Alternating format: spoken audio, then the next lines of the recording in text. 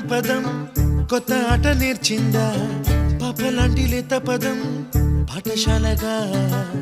కూనలమ్మ జానపదం పల్లె దాటి వచ్చిందా చవళిల జానతనం పాట చూపగా కుంచెలో తాగే చిత్రాలు ఎదురొచ్చేలా అంతటా